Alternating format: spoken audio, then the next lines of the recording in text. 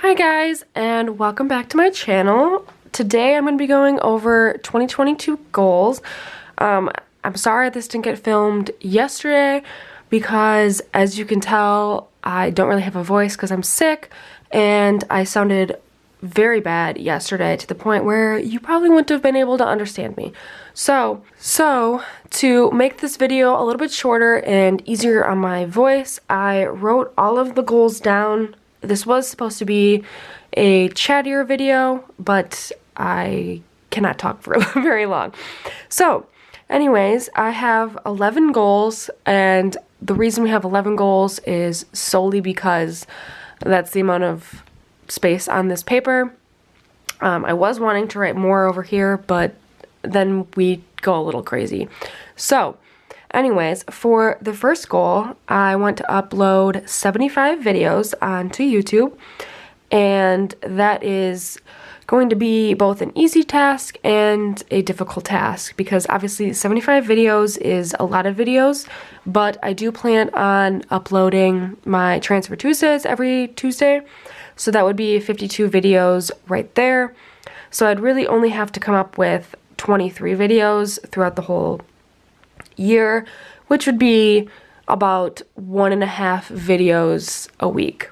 Moving on to number 2, I want to make $1,000 in side hustle income, and my 2021 video, which you will hopefully see in the next couple of weeks because I do plan on filming it in January, that I wanted to make $7,500 after taxes, and that was because I wanted to get a second job. I don't know if that's going to happen, but if it does, $1,000 will be pretty easy to do then, unless I do it at the end of 2022. But that's including YouTube, hopefully, any Etsy or actual side hustle. And then moving on to number, kind of going off of Etsy, I want to create 15 Etsy printables, and that is because that'd be about one a month. I have a couple of ideas that I want to get going before or in January of 2022, so that'll be at least 2 in the first month, so it'll give a little bit of a break, I guess. But all of 2021, I kind of just all of Etsy was passive income, and I want to make it a little more active income, I guess, because it is very passive. Once I'm done making the printable, I don't have to make it again or anything. Obviously, I have to make sure it's on my shop and contact people if they have issues and all of that. But for the most part, it's passive, and I want to make that more of a priority with income stream. And on top of that, if I have more printables, the bigger the array and the more likely people are going to want to actually come to my shop because I haven't had anything new in a while. Moving on to number 4, I really want to get back into reading, so my goal is to read 50 books, which is a little bit less than 1 book a week, which, calculating the books that I want to read, shouldn't be too hard, because I do plan on reading for half hour to hour before I go to bed every night.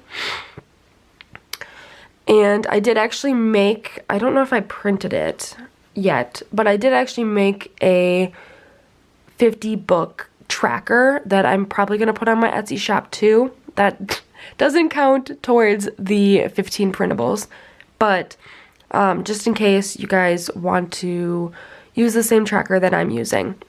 Moving on to number 5, to track all spending.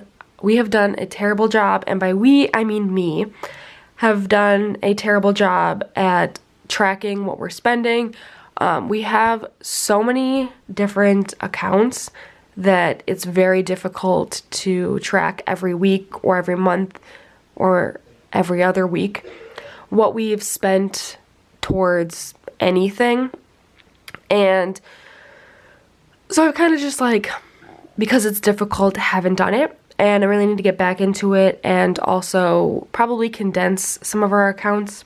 Because obviously, if you're not tracking your spending, you're not going to know how well you're actually doing on your budget.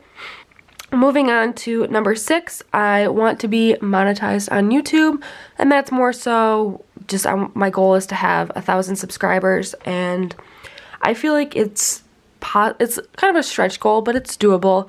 I've gained about 50 subscribers since the beginning of September, so it's very much a stretch goal still, I guess, but I want to see that happen. So number 7 is to pay off $15,000 of debt, and that is principal. I'm not counting interest in that. And based on how we did in 2021, that should be a pretty easy goal, considering prior to the life insurance check and the selling of the motorcycle, we paid off about, I want to say about $9,000. And since about $9,000 since August. So that should be pretty easy, I guess. But, you know, it's good to have some easy goals in your goals and some more difficult goals.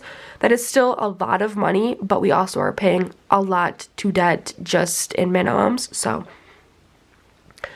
number 8 is to invest $1,000, and that's more so like a brokerage account or something like that. And that's not necessarily being used for anything specifically yet. I just don't want to wait until we're 100% debt-free to invest, especially considering our interest rates on things. All of them are currently less than what the interest rates could be in investing. Debt payoff is still the main priority, but don't want to put all of my eggs in one basket. Then number 9, I have save money for retirement, and I know with goal setting that you want to put like a specific amount. I just want to put any money in retirement. If we save $1 towards retirement, that's better than nothing. So that's why I'm saying save money, because I don't want to say like save $100, because that might be too much with all of these goals.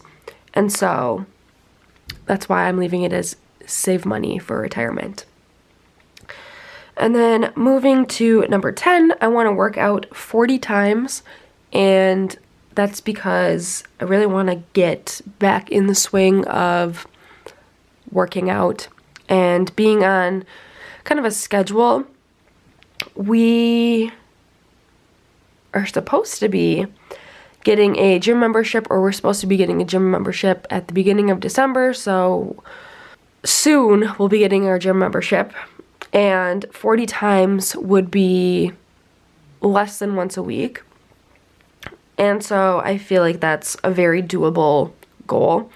But currently for 2021, I want to say I worked out probably like 5 times, so it is still very much a good goal. And workout, I don't mean like, oh, like I just did this like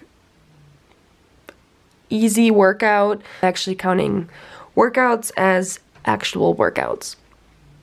And then last but not least, number 11, we want to save $10,000 for home repairs, and that is not, I mean, it's a lot of money. $10,000 is a lot, don't get me wrong, but for what we want to repair or need to repair for our house, $10,000 is not that much, but it's also a doable amount for the income that we make, I guess. I mean, it's still, like I said, still a lot of money. It's still a lot of money for us, but I don't want to say save $50,000 for home repairs, because that would not be a realistic goal.